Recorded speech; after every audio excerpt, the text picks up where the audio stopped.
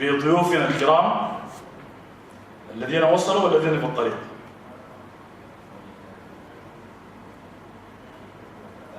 وأشكر جميع الذين قاموا بإعداد هذا الحفل، وأتمنى أن تكون أمسية طيبة ثقافية مباركة. أيها الإخوة الكرام، طلب مني أن أقدم لكم العميد الروح عصام الدين مرغنطاء. حقيقة عصام الدين مرغنطاء صديق، وتمتد معرفتي به إلى العام 1971.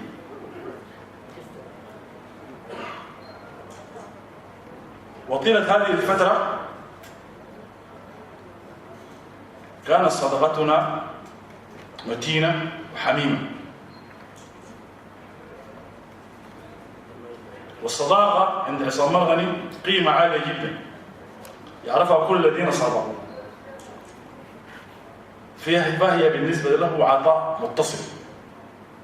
وعصام مرغني حينما يصادقك أو يصاحبك بكل العائلة، بشيوخها، بإخوته، بأخوانه، بأعمامه، بكل الأسرة،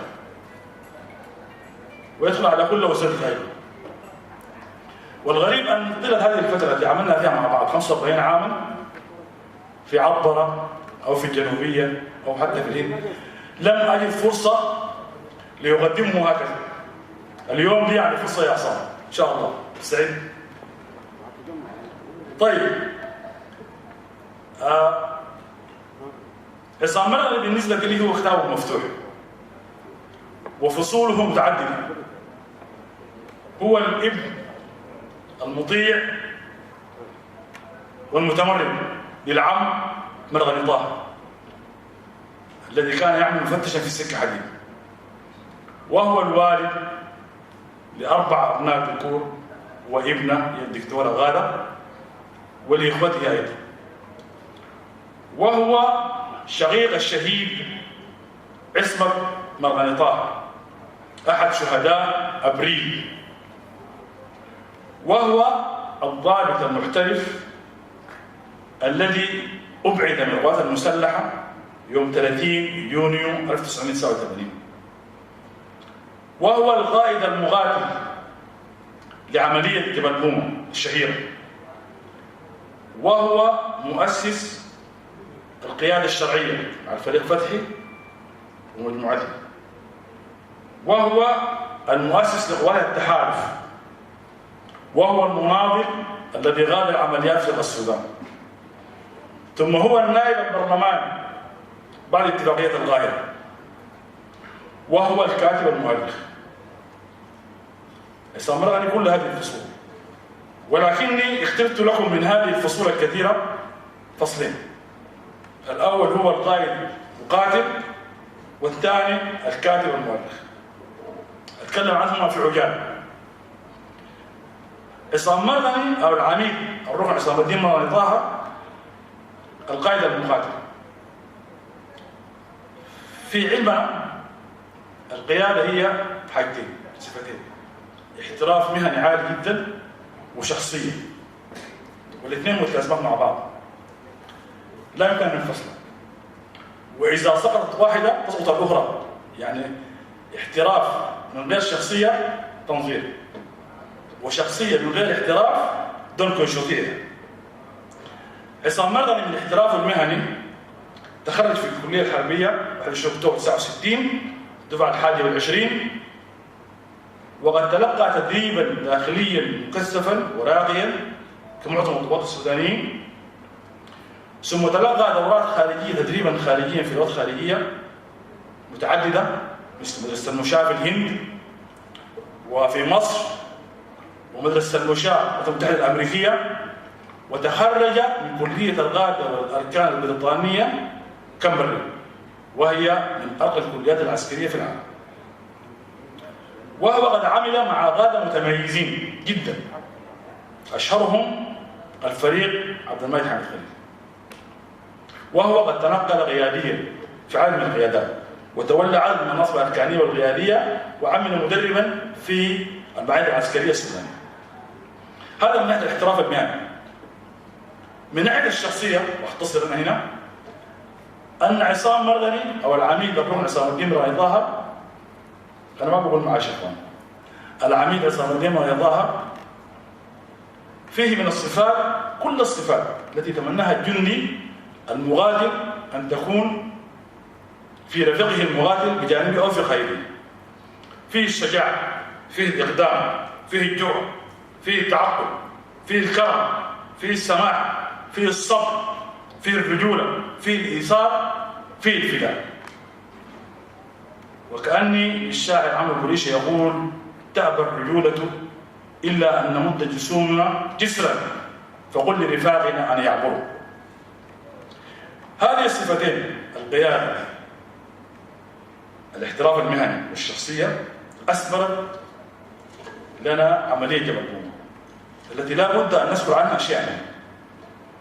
عملية جبل بوما بطلها وفارسها الأوحد هو هذا الرجل الذي أمامه. أزيع سر من أسرار هذه العملية لأول مرة.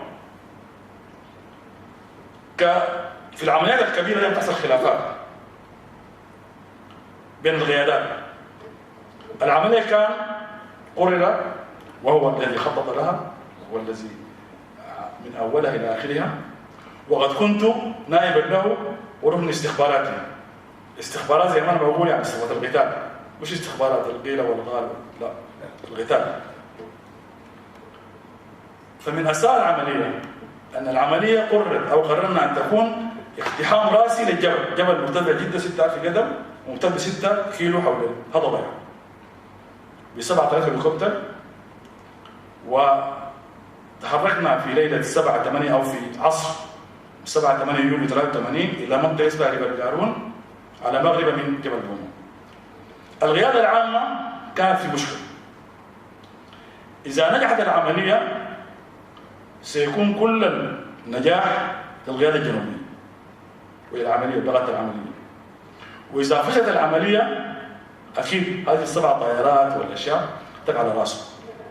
فكانوا في ورطة.